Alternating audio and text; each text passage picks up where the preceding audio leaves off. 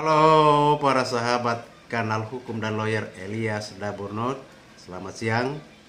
Semoga para sahabat semua dalam keadaan sehat dan senantiasa penuh optimisme.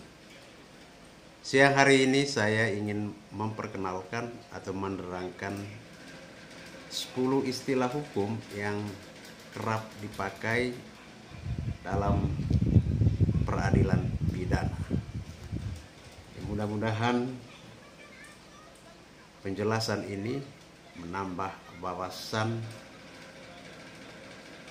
meningkatkan pengetahuan atau wawasan hukum kita semua. Istilah yang pertama adalah laporan.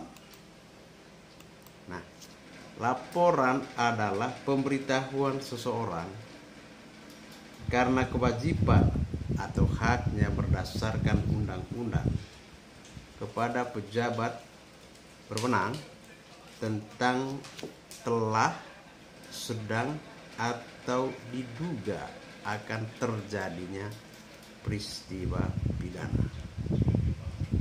Istilah yang kedua, pengaduan.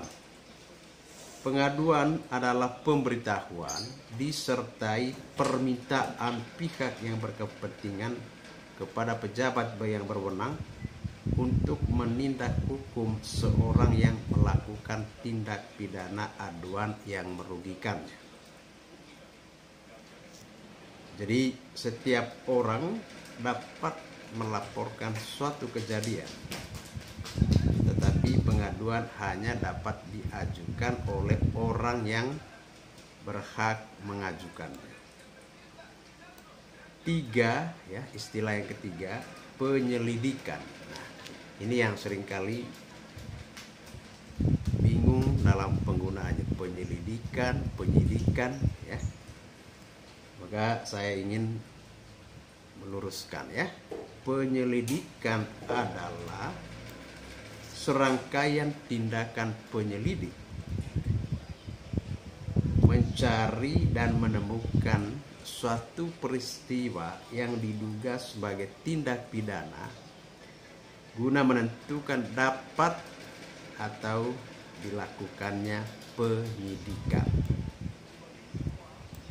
Istilah yang keempat, penyidikan. Kalau tadi penyelidikan, sekarang penyidikan. Penyidikan adalah serangkaian tindakan penyidik mencari serta mengumpulkan bukti, ya, guna membuat terang tindak pidana yang terjadi dan menemukan tersangka.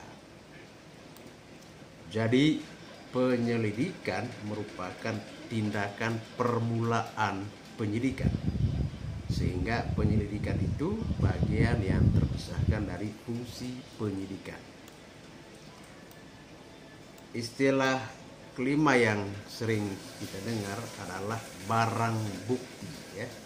Barang bukti beda dengan alat bukti. Suatu barang dapat disebut sebagai barang bukti apabila memenuhi unsur, ya. Satu, benda atau tagihan yang seluruh atau sebagian diduga diperoleh dari tindak pidana atau hasil dari tindak pidana.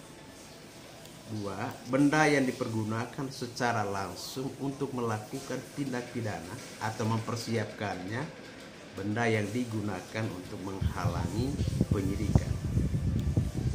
Yang ketiga, benda khusus yang dibuat dan diperuntukkan melakukan tindak pidana.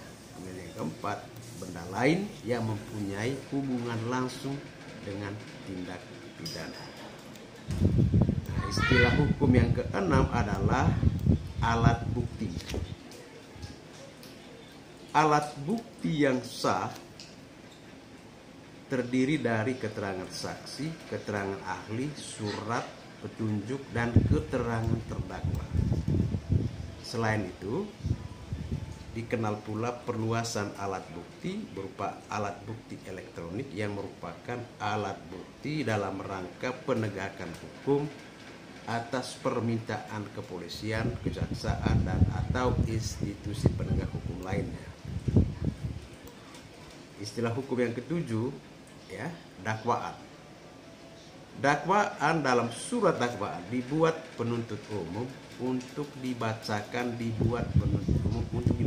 saat permulaan sidang atas permintaan hakim ketua sidang yang berisi pasal-pasal yang didakwakan, tetapi belum berisi tuntutan hukum. Nah, yang ke-8, tuntutan. Nah, tuntutan dalam surat tuntutan dibuat penuntut umum untuk diajukan setelah pemeriksaan di persidangan dinyatakan selesai yang berisi tuntutan hukum untuk terdakwa. Istilah hukum pidana lainnya adalah kurungan. Nah, kurungan dikenakan pada pelaku pelanggar atau sebagai ganti pidana denda yang tidak dibayarkan selama antara 1 hari hingga 1 tahun, namun dapat diperpanjang sebagai pemberatan penjara maksimal 1 tahun 4 bulan, serta ada kewajiban kerja yang lebih ringan dari kewajiban kerja terpidana penjara. Dan istilah hukum yang ke-10, penjara. Penjara dikenakan kepada pelaku kejahatan selama seumur hidup atau selama waktu tertentu antara 1 hari hingga 20 tahun berturut-turut, serta dikenakan kewajiban kerja tertentu dalam masa hukuman. Nah, itu ya teman-teman, beberapa istilah yang sering muncul dalam peradilan pidana. Mudah-mudahan istilah-istilah ini membuat kita lebih memahami ya penggunaan dalam komunikasi sehari-hari.